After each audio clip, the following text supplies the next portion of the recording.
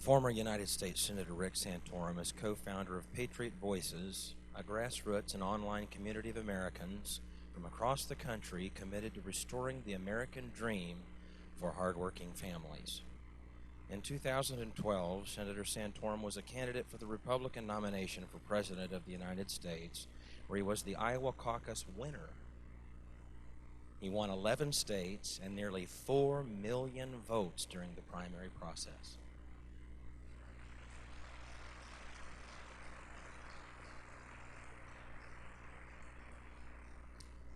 Senator Santorum, along with his wife Karen, have co-authored a book that's due out in just a few weeks, I believe. It's coming out in February, and it's entitled Bella's Gift. It's how one little girl transformed our family and inspired a nation. Bella's Gift chronicles the inspiring story of life with the Santorum special needs youngest child. As a United States Senator, Senator Santorum wrote and championed various forms of pro-life legislation because he believes each and every individual has value and the most vulnerable in our society need to be protected. Rick and his wife of 24 years, Karen, are the parents of 7 wonderful children, except for maybe one who's not always so wonderful because he snuck up behind me in the dangerous area of Jerusalem and pretended to be a pickpocket when I was trying to, at night no less. I almost punched Senator Santorum's oldest son because I thought I was being mugged in a foreign country. With that exception, Elizabeth, John, Daniel, Sarah Maria, Peter, Patrick, and Isabella, all beautiful children, a beautiful family. Really, what I appreciate very much. You know, many people don't realize this. We've only had one president in the history of the United States that was ever divorced. And it's very, very important that we elect people who have lived a noble, honorable life and have demonstrated the kind of core family values that made us great. And I appreciate Senator Santorum for living out a faithful marriage and rearing is the proper word, rearing really remarkable children, honorable children that any parent would be proud to say was their son or their daughter. I think that they would make a wonderful first family, if for no other reason, the fact that you have before you a senator, a presidential candidate per se, but a very good dad. And I think that that's very, very important. And I'm proud to introduce a good father by the name of Senator Rick Santorum. Fight for the rights of every man. I am a real American. Fight for what's right. Fight for your life.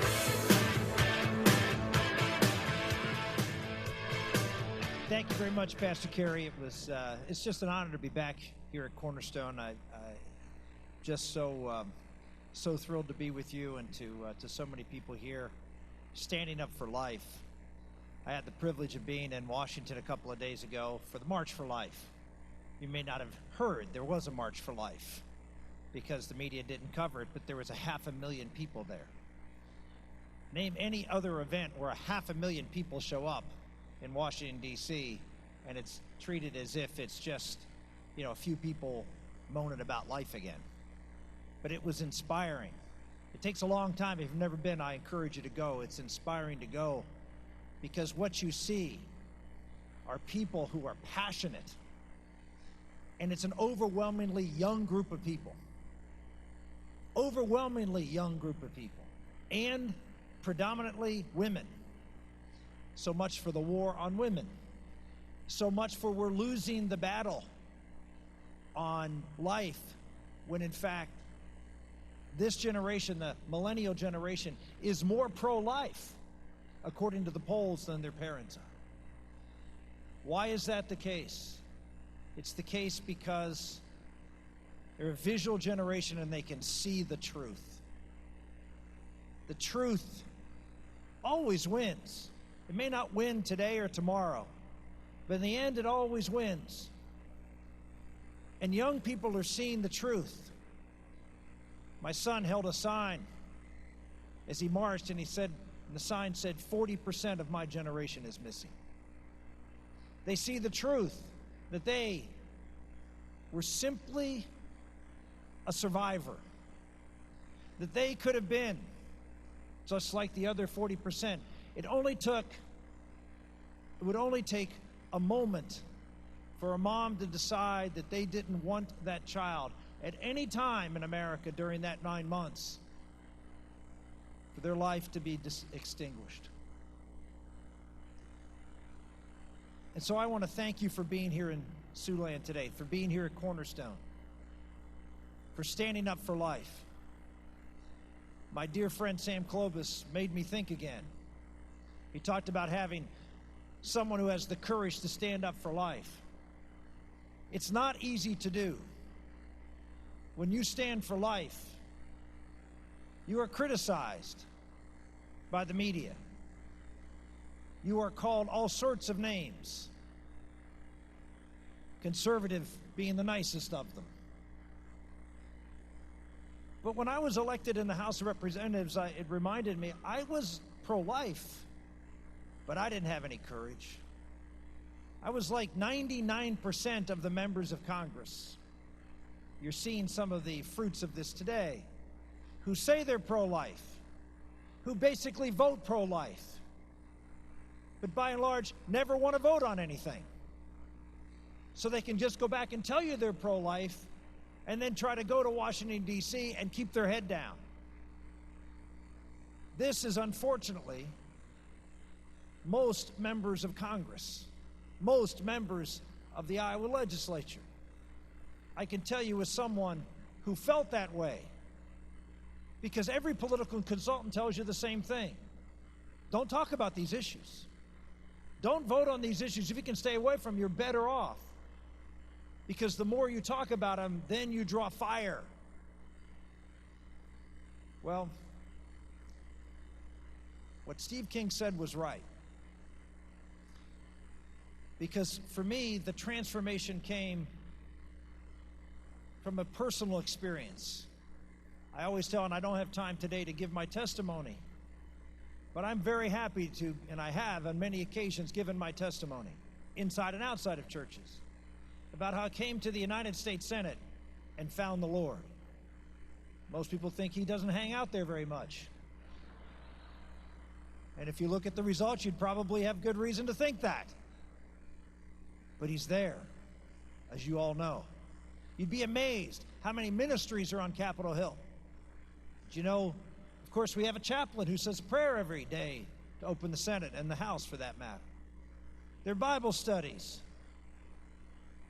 held by the Senate chaplain in the Senate, right next to the Senate chamber. There's a chapel in the House of Representatives, between the House and the Senate.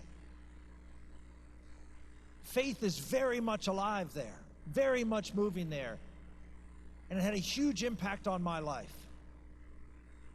And it was only after I had taken faith from something I did on Sunday, a checklist of theology that I could have marked all the check marks right, and moved it to the center of my life with that personal relationship with Jesus Christ and living my life for him instead of him being part of what I did in my life. And that made all the difference. I went from being someone who was keeping their head down, afraid to say anything, to managing, proposing, and fighting for every single pro-life piece of legislation for a dozen years in the United States Senate. But when I did that, I paid a price. And the price was simply this. When I started to not just vote pro-life, but speak out on pro-life issues, you go from being the conservative senator from Pennsylvania to the ultra-conservative senator from Pennsylvania. You are a zealot. You are someone who, doesn't matter what other bills you do, you can do welfare reform and lead the most successful thing. You can do national security. You can do a whole bunch of other things. All you are labeled as. You are labeled. And the reason they do this, ladies and gentlemen, you need to know this, is because they want to intimidate anybody from rising up and speaking. They want to put you in that corner and not let you come out to prove to everybody else, don't you dare raise your head, because we're coming after you. That's why it's so important for you to pray for your members of Congress. Pray for your legislators. And encourage them to be courageous, because you know what? The more that they would do so, the more that would speak out, the harder it would be to put the members who do in that box. I bet you each and every one of you could probably name the 2 or 3 congressmen and senators who actually fight on pro-life issues. The reason why is because that's all there usually is. So I encourage you here to pray for those members of Congress. Pray for those legislators. That they have the courage to stand and do what Sam says. Fight for those issues and be not afraid. There's one thing I learned from being engaged in the battle, is if you are faithful, God will be faithful. We went through the partial birth abortion ban back in the 1990s, and we kept losing. It was so frustrating. I felt like a failure over and over again. I kept saying, God, how can you let this happen? And it turned out, as I continued to fight, as we continued to push this battle, something miraculous happened. We kept losing. We kept fighting, passing the bill. The President Clinton would veto it. We'd come back. We'd try to override it. We'd lose by 2 votes, 3 votes, 1 vote. And as it turned out, it was the greatest blessing we could have ever had. Banning partial birth abortions will stop just a very, very small percentage of abortions. But what happened by having the debate of a child who's 20 weeks plus, who would otherwise be born alive, who was delivered all but the head, the doctor holding the baby alive in her hands and then taking scissors and thrusting them into the back of the baby's skull and killing the baby. That brought the reality to the world of what abortion really is. The taking of a human life. And for the first time in 30 years, attitudes on abortion began to change. Praise God. His plan was better than our plan. Losing was winning. And so I share with you, as you fight this battle and you think, why are we doing this? We're losing. Nothing's happening. Nothing's changing. Look at what's going on in Washington. They're abandoning us. Be faithful. Our job is not to be successful. Our job is to be faithful. Our job is to carry forth the truth. I can tell you that this was, at first in my career, a decision that I came to based on science, based in part on faith. And then it became a personal issue for me. First with the loss of a son, actually right after the debates on partial birth abortion in 1996, which was devastating. And then later, after I left the Senate, with the birth of our daughter, Bella. Bella has changed our lives in so many ways. Made me realize that the pro-life battle is not just a battle in abortion clinics.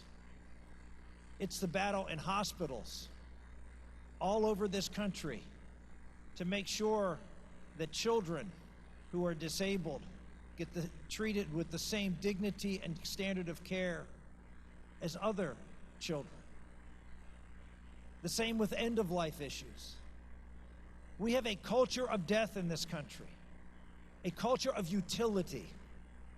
What usefulness are you?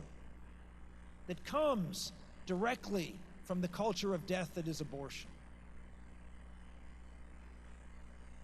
If we can say that your life is not valuable enough, that there is no intrinsic dignity of a human life, then how easy is it to look at somebody as less and therefore give them less and treat them as less?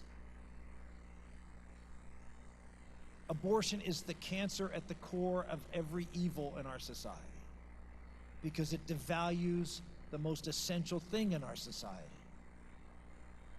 That each of us is a creation of a loving God with a soul that is eternal, and we have no right to treat it any differently than anybody else. Ladies and gentlemen, you stand for the most noble of causes. At a time when it's not recognized as such. And so I encourage you to be bold. But I also encourage you to do it with truth and love. First, truth. I was on a TV show the other day, and the anchor of the show was interviewing me. And he said to me, he was describing who I was, Senator Rick Santorum, ran for president. And he believes life begins at conception. And he was going to go on with the introduction. I said, no, I don't. And he stopped. This is live television. And he stopped. And he didn't know what to say. And he looked at me. He said, it says you believe it, right? No. I don't believe life begins at conception. I know life begins at conception.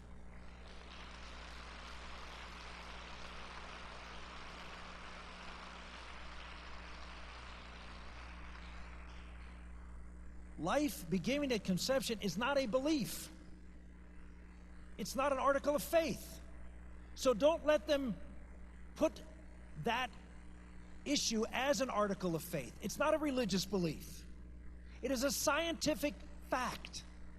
You will not find any textbook anywhere that doesn't confirm that life begins at the moment of conception. Yet we continue to allow the other side to use language as if it's not true. Don't allow it. Speak the truth, demand the truth from those who disagree with you. If they're going to take their position, make sure they do it with eyes wide open as to what the consequence of their position is. And secondly, the reason I believe that we are winning this debate, and I believe we are winning this debate, the number of abortions is going down. Why? Because younger people are less prone to abortion because, as I said before, they see the reality of it. Here's what they also see. They see love. For a long time, the abortion movement in this country was sort of seen as a bunch of mountaintop moralizers condemning those who were killing their children. And they had every right for us to say those things. But over the past 20 and 30 years, we've seen that the abortion movement has branched out with pregnancy care centers or crisis pregnancy centers. Do you know there are hundreds of thousands, maybe millions of people alive today in America because of those crisis pregnancy centers? And most of them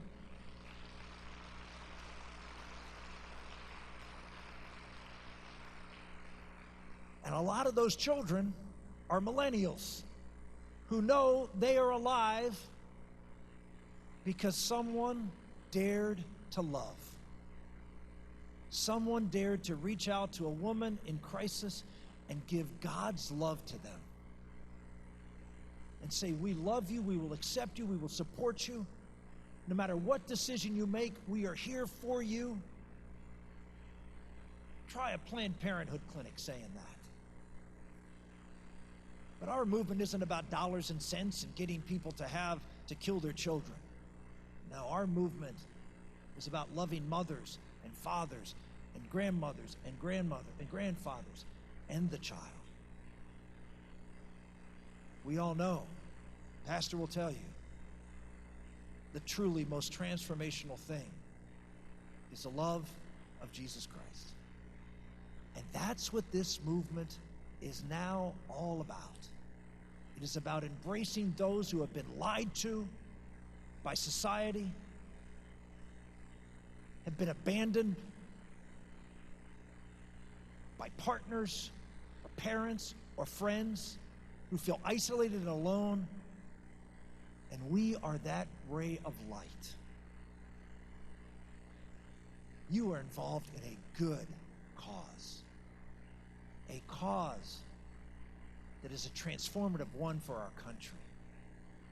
Thank you for being here. Thank you for standing for truth. And now I encourage each and every one of you, if you walk out here and say, oh, that was nice, and go back to doing what you've been doing, then we're not going to make any progress.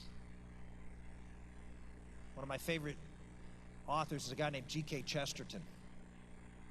And he was asked by a London tabloid. He was a social critic. He was a conservative, a believer, very much out of touch with the London elite of the previous century, early previous century. And so one of the liberal tabloids asked Chesterton to write an article. They were poking fun of him. And they asked him to write the article, "What's wrong with the world?" Thinking he would return some screed about all the terrible ills of society. He said, "I'll do it." The next day he submitted his essay. And here's what it said. "What's wrong with the world? I am." Respectfully submitted, G.K. Chesterton. Ladies and gentlemen, how did Bibles get thrown out of the schools? How did abortion become legal? How is marriage failing? Why are all these things wrong with the world? I am. I am. We let it happen. You can say, well, I'm only one person. This America, you count. That's the way it works. That's the way it works. You count. You can say it was the courts. No, you count. How do you think they're making all this progress on these issues? Because they fight. Because they speak up. Because they don't quit. If they lose, they come back.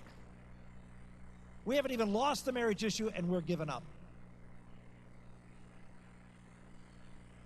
You, Ohio, have a very special place in the world, and particularly in America. You count more when it comes to selecting our leaders. And here's my challenge to you. Understand, as much as you like to complain about what's going on in Washington, Washington is a reflection of America. You elect them. Don't blame them. Here's the beauty of it. You can make a difference. You say, oh, I'm only one person. What can I do? I get this question all the time. What can I do? Answer's very simple. I give it to everybody, no matter who they are, what they ask me about. Very simple. Do something. Do something. Because if you go back and do nothing, I guarantee you things aren't going to get better. Evil prospers when good people do nothing. You can have all the right intentions. You can have all the right motivations. You can believe those things. You can be like me, checking off all the boxes. But if you don't do something, then America, that country that you were given, God's greatest gift to this world, will be worse off than what you found it. Ladies and gentlemen, this is not a time to hang your hat and say how terrible things are. This is a time to say,